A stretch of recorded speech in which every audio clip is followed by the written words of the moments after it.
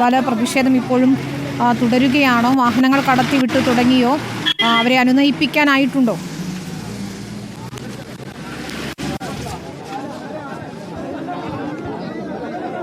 ഇക്ബാൽ,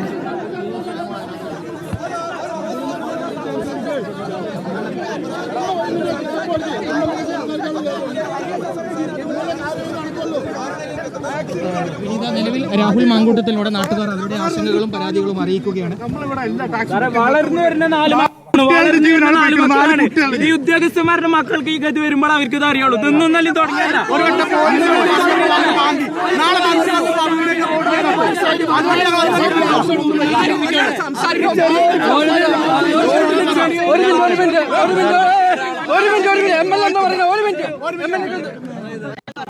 നമുക്ക് ഒരാള് പറഞ്ഞാലും നമുക്ക് കേൾക്കാൻ കഴിയുള്ളൂ.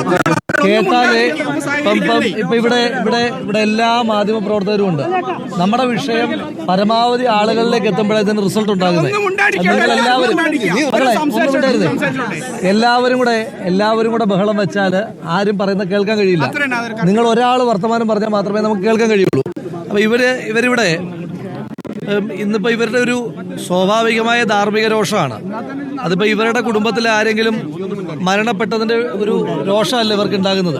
ഇവരുടെ കുടുംബത്തിലോ ഇവരുടെ രക്തബന്ധത്തിലോ ഒന്നും ഉണ്ടായ ആരുമല്ല. നമ്മുടെയൊക്കെ ഇടയിൽ നിന്നൊരു കുഞ്ഞ് മരണപ്പെടുമ്പോൾ ഉണ്ടാകുന്ന അതേ വിഷമം കൊണ്ടാണ് 4-5 കുട്ടികളാണ് മരണപ്പെട്ടിരിക്കുന്നത്. ഇവർ പറയുന്ന പ്രധാനപ്പെട്ട കൺസേൺ ഈ പുതിയ റോഡ് വന്നതിന് ശേഷം നിരന്തരമായ അപകടങ്ങൾ ഉണ്ടാവുകയാണ്.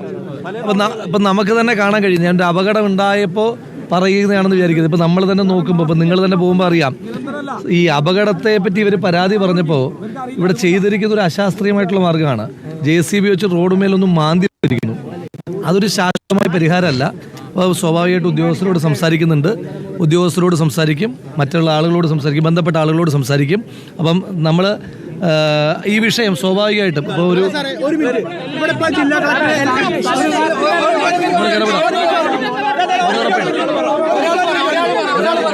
ജില്ലാ കളക്ടറുണ്ട്, എല്ലാവരും ഉണ്ട്. സാർ ഇവിടെ എത്തിയിട്ടുണ്ട്. ഇന്ന് ഞങ്ങൾക്ക് നിങ്ങൾ എല്ലാവരും തീരുമാനമാക്കിയിട്ട് സാർ ഇവിടെ പറഞ്ഞു. ഇതെന്താണെന്നറിയോ? ഒരു മിനിറ്റ് ഞാൻ പറഞ്ഞുതരാം. കളക്ടർ ഇവിടെ വന്നു. കളക്ടർ വന്ന ആ സൈഡിൽ നിന്നു. ആ കളക്ടർക്ക് ഇത് തീരുമാനം എടുക്കാനുള്ള പവറുണ്ട്. അവരെന്ത് കാട്ടി? ഒരേ സൈഡിൽ കൂടെ ഒറ്റ മുങ്ങല. അപ്പൊ അവര് വന്നിട്ട് നിങ്ങൾ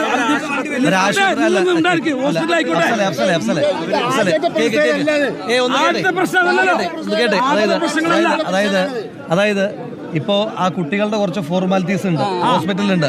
അപ്പൊ അത് ലീഡ് ചെയ്യേണ്ടത് ഈ ഉദ്യോഗസ്ഥരാണ്. നമ്മൾ അത് അവിടെ ഹോസ്പിറ്റലിൽ വെച്ച്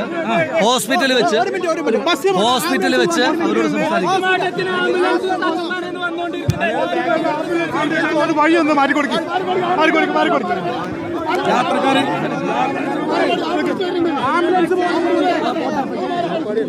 ഇത് കളക്ടർ വരണം.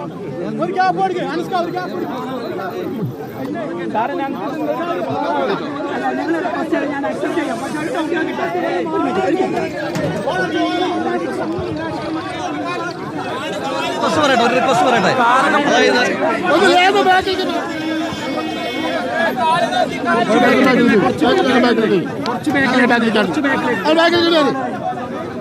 അതായത് അതെ അല്ല ഒരു കാര്യം പറയട്ടെ. അതായത് ഒന്ന് പറയട്ടെ, റിക്വസ്റ്റ് ചെയ്യാൻ നിങ്ങളോട് പറയുകയാണ്. ഇപ്പം സത്യത്തിൽ ബുദ്ധിമുട്ടുന്ന മൊത്തം നമ്മളെപ്പോലുള്ള ആളുകളാണ്, സാധാരണക്കാരാണ്, കുട്ടികൾ വരുന്ന സമയമാണ്. അതായത് ഈ അല്ല മോനെ ഒന്ന് പറയട്ടെ. അതായത് ഈ ഒന്ന് പറയട്ടെ. അതായത് നിന്നെ പോലുള്ള കുഞ്ഞുങ്ങളാണ് ഈ പുറയിലെ ബ്ലോക്കിൽ മുഴുവൻ കിടക്കുന്ന സ്കൂൾ ബസ്സുകളാണ്. അപ്പം നമുക്ക് തൽക്കാലം, അതായത് ഇപ്പം നേരെ നമ്മൾ ഹോസ്പിറ്റലിൽ, നിങ്ങൾ ഉള്ളവരെല്ലാം ഹോസ്പിറ്റലിലോട്ട് വന്നു. നമുക്ക് അവിടെ വെച്ച് കളക്ടറുണ്ട്, SP ഉണ്ട്. നമുക്ക് അവർ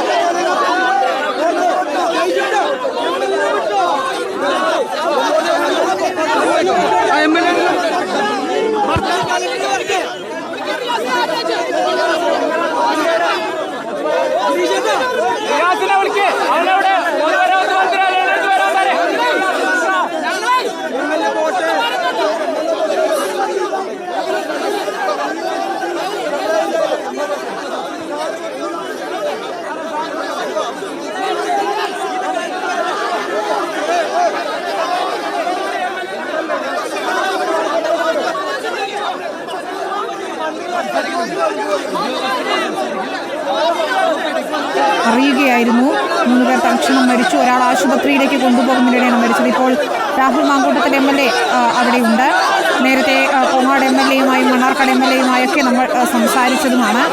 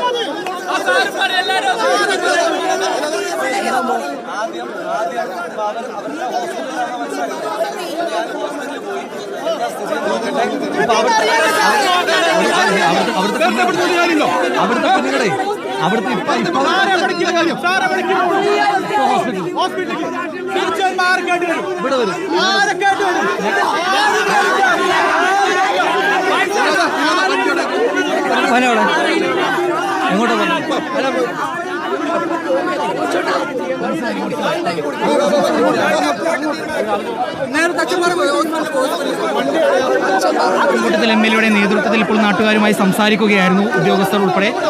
ആശുപത്രിയിലേക്ക് നീങ്ങുകയാണ് നാട്ടുകാരും അതുപോലെ തന്നെ ജനപ്രതിനിധികളും.